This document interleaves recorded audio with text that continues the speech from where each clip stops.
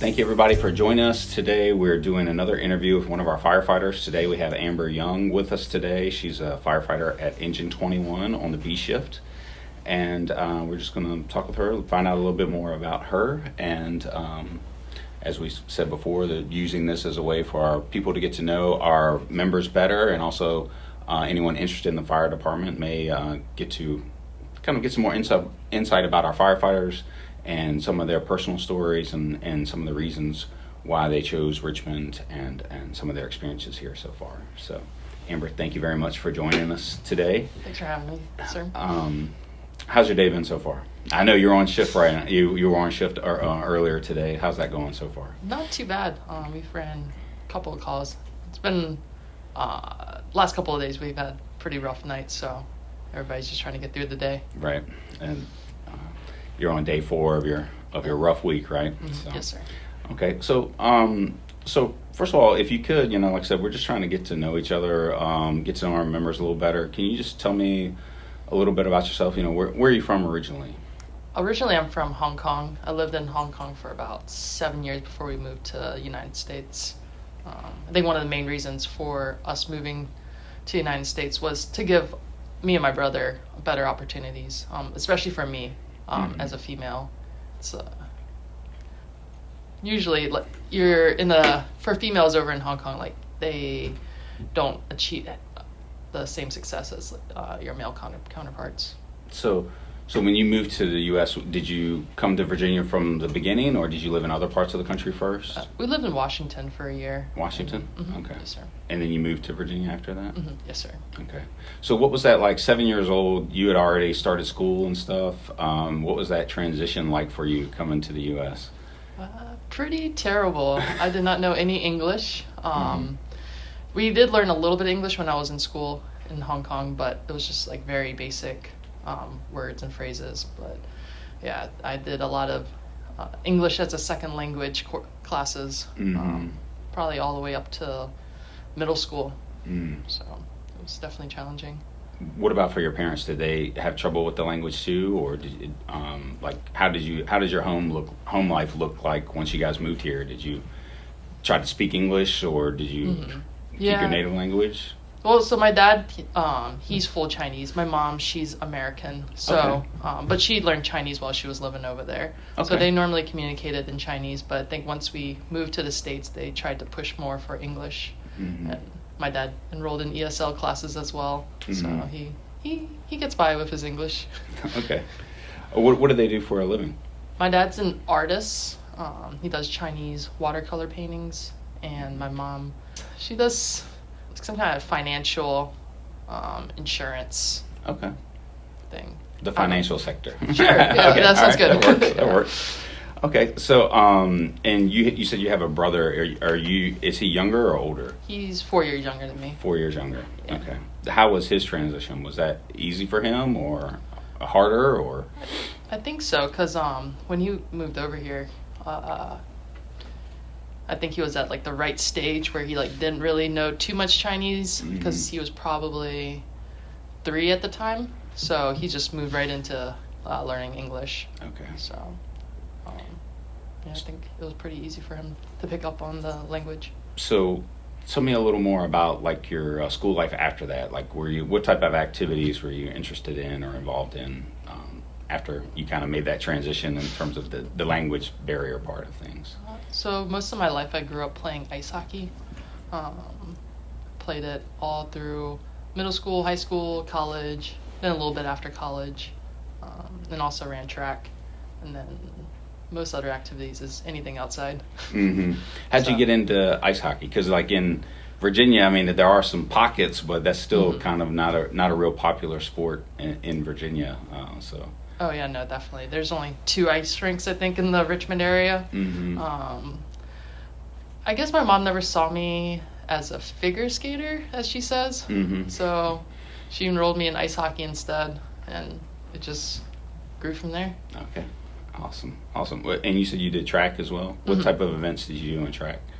I went from the 400 all the way up to the 2 mile, and then cross country as well. Okay. Awesome. Any field events? I attempted some shot put. Okay. Running was your thing, though. Running was my main event, though. That's cool. I was basically in the same boat. I ran everything from the 100 up to cross country, but 400, 800, that was like my space where I was most comfortable. So yeah, mine was the mile. That was my go-to event. Awesome.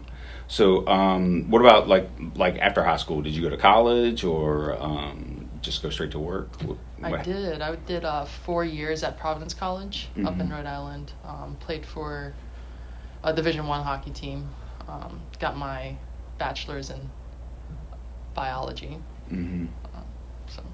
What were your thoughts in terms of like what were you going to do with your biology degree? Did you want to go into medicine or? I did. I originally the plan was to go pre-med while in college. I realized it was a little bit more schooling than I was allowing myself. Hockey was like my main priority at the time, but that was the thought process back then.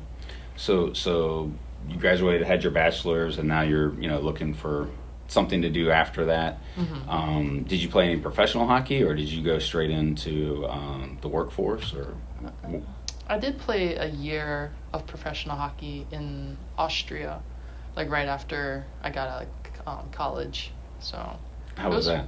It was different. They're very organized, and we went from country to country to play. You just didn't have the same caliber of athletes that we had in the States. So you felt like the college hockey was more competitive than the definitely. Cool.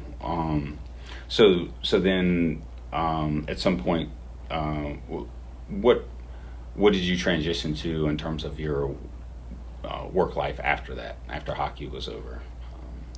Before the fire department, or was there anything before the fire department? No, there was. So, the original goal of hockey was to play for the Olympic team. When that didn't work out, I had to figure out what I want to do. Since that life goal wasn't accomplished, I had to figure out something else.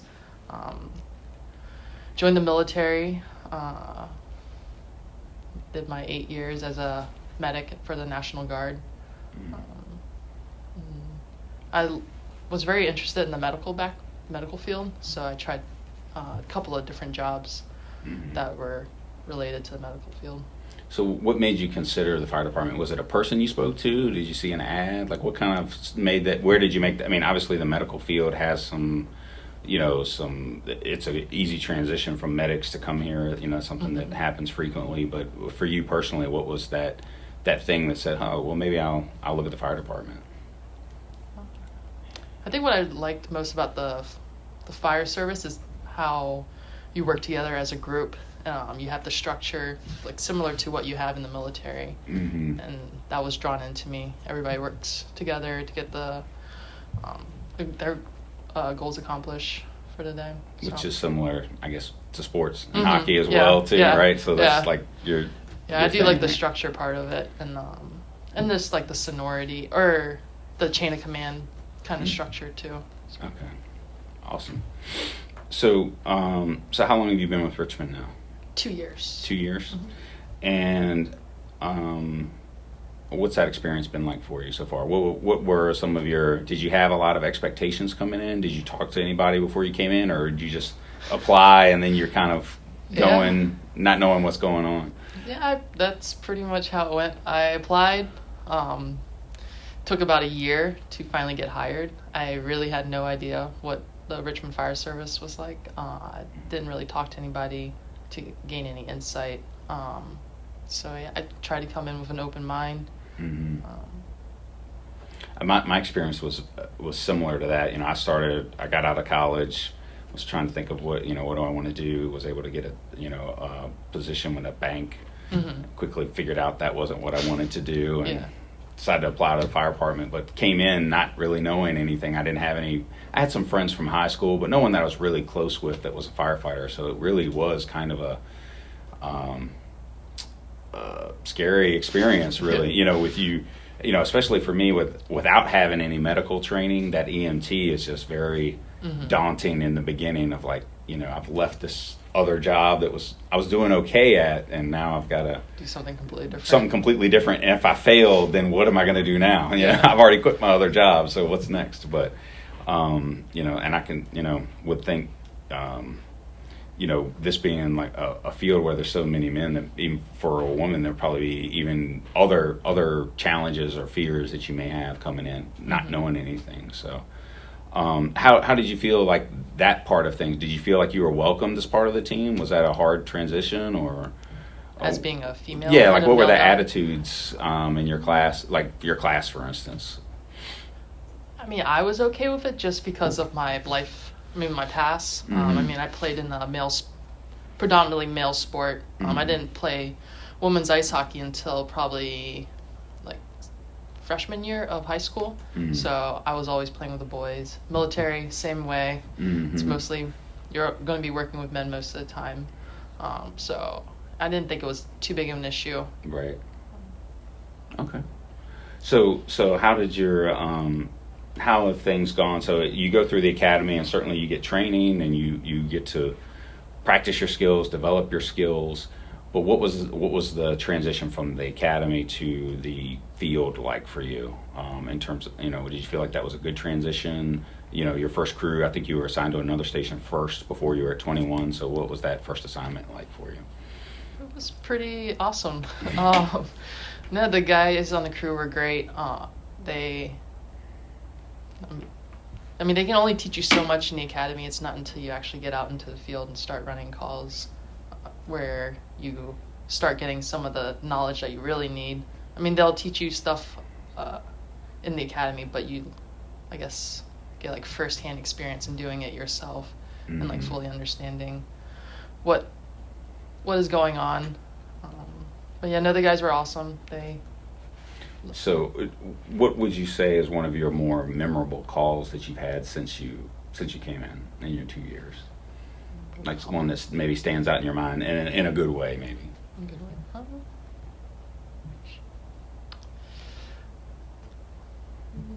way. It was probably one of our first house fires, or it was my first house fire. It was probably, you have that expectation of how you think your first house fire is going to go, and then just goes completely sideways. Yeah. I guess. But I mean, it was a good laughing moment for us. Okay. Pretty comical. Pretty comical. Do you want to elaborate at all? I can. Okay. So it was a fire down in one's district. We were second due on it. Engine 1 had pulled a line up to the attic, and I was told to bring a line to the rear. So I pulled 350 on my own, shouldered both loads, and then we got to a fence. And the fence opening was probably like enough just to fit me in it, not with 2 bundles of hose and the 350, which was way too long of a line to use. So I think I threw one bundle in and then left the other one there. So it was a big spaghetti. And yeah. Did you end up needing the line? Oh yeah, most of the fire was down in like the attic space, or not attic, basement space. Okay. So, but it still worked out. It did. It was just a mess. Yeah. Oh, so. Like you said, it's one of those experience things of judging distance, and you get so excited. It's like I finally get that opportunity to do what I've been training for. Yeah. And, I know, because I tried to head dive through the hole with a bundle, and it didn't work out well. There was line everywhere. Right. So I think the Rocco was our acting officer at the time. He was probably laughing the whole entire time watching me. So, but one of the things that kind of stands out about you to me is that when we're in the field, there's always this idea, and you've been in 2 years now, you may even have that, but it's like, okay, we got a class going on, and people in the field are always kind of trying to get information from the training academy staff about this class. Who are these new guys and girls? What are their strengths? What are their weaknesses? Or what kind of people are they? And one of the things that stood out about you is that you already had a reputation in the field before you ever came in the field in terms of your work ethic. I heard stories from the training staff, and I was a chief in Battalion 4 at the time, and and we've got this girl down here, and she's just really working hard. Everyone else is taking their breaks or eating lunch, and she's out throwing ladders or doing towers or different things like that. So, that type of work ethic really stands out to me, and really kind of speaks, told me a lot without ever even having met you, where your heart was and what your, how seriously you took this job. So, it's, everyone has those moments, I think, where things don't go as planned, like you said, but if you prepare, then Yes. I think you're better equipped to keep moving forward when those little hiccups come that are, sure to come. So, so how has Southside been for you so far? You're at 21, Southside. That's a much different experience than number 5, middle of the city, right? It is definitely a different population of people down there. At 5 you had a lot of college students and high rises. You don't really have any of that except for the hotel down on Commerce. But have you seen more fire since you've been down there, or about the same? Or? Probably about the same. I had a pretty decent amount of fire at I was at Station 5, but I think what 21 brings is a lot of the quality of calls. Like, you don't have as many BS calls as you might have like at 5. Yeah. And, I started my career at 21, and I've always thought that it's a great station to learn, just because you do get such a variety of calls. Like you said, the quality is good, but there's also a pretty wide variety in terms of, you get some highway, you get some house fires, industrial applications, a fair amount of motor vehicle accidents, and you're dealing with a lot of different, a diverse group of citizens that we serve as well, with different the different communities that are there. So it's certainly, I found it to be a very enjoyable place and a great place to learn the job. So I'm glad that it's going well for you down there. Yeah, I'm learning a lot down at 21. I do enjoy the different. Because 5 you also had like quite a variety of calls too, but so it was nice to still have that. It's down just at different 21. though. Whenever you're in a different part of the city, that texture of call is just different. Each district has its own little nuances and different types of calls that you might see a little more than somewhere else in the city. So now, I know recently I was able to get you turned over to drive as a safety officer, Yes. Which meant that you were going to be driving and pumping, and I think I was also at your first pumping fire. So what was that like? How was that experience for you? Driving's been great. Still learning the district. Well, not really just 21's district, but trying to learn like 22's district, 13, 17. Just getting a better understanding of the area. The first pumping fire probably went as well as my first house fire. I think we were on the FRV, and it had its challenges. But it's a good learning experience. But it's going well for you It so is, far yes, overall. yes. If so, I haven't noticed any issues. So, sometimes we are always more critical of ourselves than others may notice. So, I haven't been any fires that you were pumping that I've seen a large delay in a line coming out or anything like that. So, I think just keep working at it. Yeah. You seem to have a good attitude and a desire to learn and get better. So, I would certainly encourage you to just keep doing that. So what? Now that you've been here for a couple of years, how do you see? Like, have you set any career goals for yourself, or do you have any kind of idea of what's next for you within the department, or set any goals in terms of that, like career advancement or development? It doesn't, not necessarily advancement, but just things you want to learn or experience as a firefighter. I would like to continue to keep taking classes. Especially, I would like to become an officer one day. So just continue taking classes for that. Were you like an NCO in the military as well, or were you a commissioned officer? Or? NCO. I was a sergeant. Okay. So you've supervised before? Yes. Okay. I have. And you've seen already some of the challenges that we Yes. have as supervisors in the fire service, but yeah. And it's always good to have goals, and certainly it being an officer has its advantages, it has its rewards, but it certainly has its challenges as well. But there is a good feeling, I think, having a crew that you're in charge of and seeing them develop and grow, and then also perform well. Especially on those incidents where things are not going like you want, or it's a situation you've never considered you might encounter, and now you've got to try and figure it out and deal with it, and it can be a really gratifying experience. So I certainly encourage everyone that has a desire to work towards that, and like you said, learn as much as you can about the job so that you're better prepared to lead those people. So I really appreciate you talking with me today. It's good to get to know you. Certainly wish you the best of luck as your career continues to move forward, and just thank you again for taking time to talk with me today.